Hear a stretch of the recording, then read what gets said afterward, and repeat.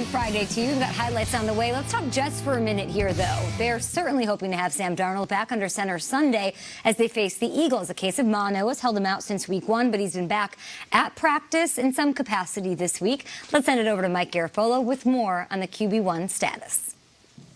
Thank you, Kay. Well, the Jets will know for sure today if Sam Darnold gets cleared by doctors, as he will undergo an ultrasound to see if his spleen has reduced size enough that he will be cleared to play on Sunday against the Eagles. They are preparing this week, or at least they are making it seem like they are preparing this week as if he will be the starter. He has gotten the lion's share of the reps with the first-team offense, and everybody, players, coaches, anybody you talk to here at their facility says that the ball is coming out like normal and that Darnold is showing no signs of fatigue. That's something that they have been watching with him this week. Now, Darnold will have some extra padding. X-Tech, who makes his pads, well known around the league for their ability to make pads and give players extra protection. They made a custom pad that will give him further protection should he be on the field on Sunday. Darnold says he wants to be safe, and he's going to make sure that he's, quote, not going to die. That's a pretty good plan if you ask me.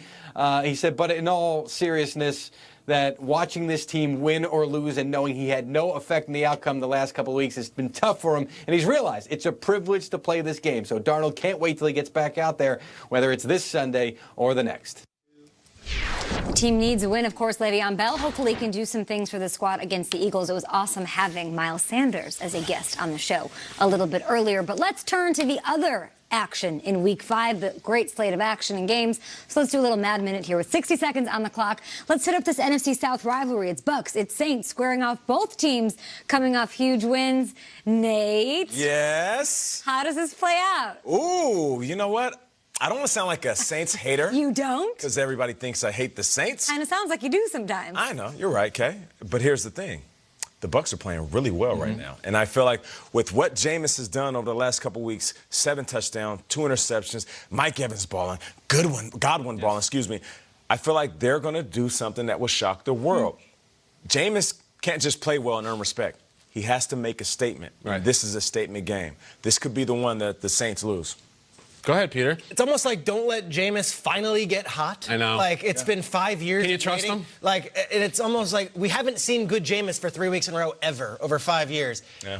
He was great against the Giants. He was great against the Rams. If he goes into New Orleans and he beats the Saints, Bridgewater, Breeze, whoever, you go into that building, you come out with a victory, then we can do the coronation of Jameis Winston. That's when I'm ready. Speaking about coronations, have you heard of the Shaq Barrett? There's a lot. I'm almost reaching the we get it with Shaq Barrett, but I want to relay one last story. Greg Allman put it on Twitter. Last week against the Rams, as one of his sacks of Jared Goff, he said he beat Whitworth so bad that Whitworth screamed, "Jared!" at his quarterback because Shaq was coming to get him, and Shaq said, "I've never heard of that before." Shaq Barrett coming up everywhere. I love that he tells that story. Isn't that great? And I beat him so bad he had to yell at his quarterback. The Bucs would be in first place in the NFC South if they win. Funny. Yeah. First place in the division. I think they're going to win. Ooh, I do. We've got our pigskin pick'ems coming up. Stay tuned for that. Next up here in Mad Minute, Kyle Allen up against Gardner Minshew. It's Panthers hosting the Jags. Shrigs, what catches your eye in The this? quarterbacks. You told me in August or early September that we were going to get Jaguars, Panthers, and it wasn't going to be Foles, Newton, but it would be Minshew, Kyle Allen, and I'm as excited, if not more excited. Both these teams are surging, 2 straight wins. The cities are behind these new quarterbacks, and one is undrafted and one is a 6th-round quarterback from this year's draft, meaning as recent as April, 32 teams passed on this guy 5 different times. Minshew's cool, Allen's cool. I'm here for it. I just don't know who's going to win. I wish we could get in on the text chain between Cam Newton and Nick Foles watching this game. You got to be kidding me. The #1 pick, Heisman winner, Super Bowl MVP, and these kids are killing it. I want you guys to help me. Doug Marone came on the show yesterday. Peter challenged him to potentially ever grow a mustache. Did he say if we kept winning, he would do it? I forget. What did he say? He said, I can't grow it, but if we keep winning. Whatever it takes. That's what I'm saying. If they keep winning. Come on, Doug. Speaking of a mustache, There goes Nate. hammer time. What are we doing? Come on, baby. You really are pushing this hard. Let me see here. So are you willing to let me shave this mustache off today? You have the shirt on, Hammer. His beard. Save the beard. Keep the mustache. What are we talking about? Can I gotta work shave out the a deal. beard and keep the mustache? Let's do it. Yeah!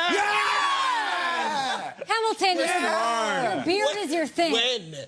Yeah. Your Bears Can we is do your it at the end thing, of the buddy. show? Have I some know, joy it's been 10 with years. it. And Right. I've All had right, these let's beers try for to 10 do this years. one. Wait till I handle the rest of your body. Real quick, guys. Raiders, Bears in London. Kyle, what are you looking for? 60 seconds, go. You know what I'm looking for? Derek Carr. Step up and win this game. You know what I mean? Like, all the talk is, well, Chase Daniel's going to seamlessly take over the Bears. Khalil Mack's going to seamlessly take over the Raiders franchise. Derek Carr, win this game. The other quarterback is out. Everyone's saying you're mincemeat. Go and play, win. You got to have it. Come on, Derek. Last Sunday, I watched that Bears-Vikings game, wire to wire, the entire game.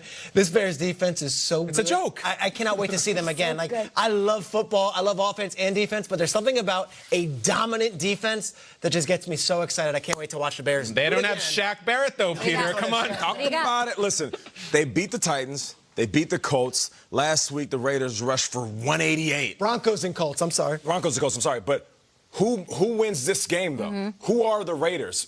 Who are you going to beat? Go out and beat a great team. Go out and beat a dominant defense. You rushed for almost 200 yards last week up against the Colts.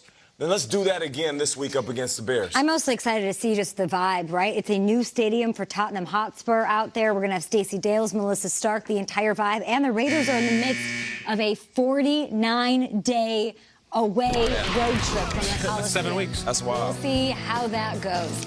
Look at this, dude. Yep. Up next, Saquon back at practice. We'll hit that. And the Rams offense got moving again. Was it enough to get a win over the Seahawks on Thursday?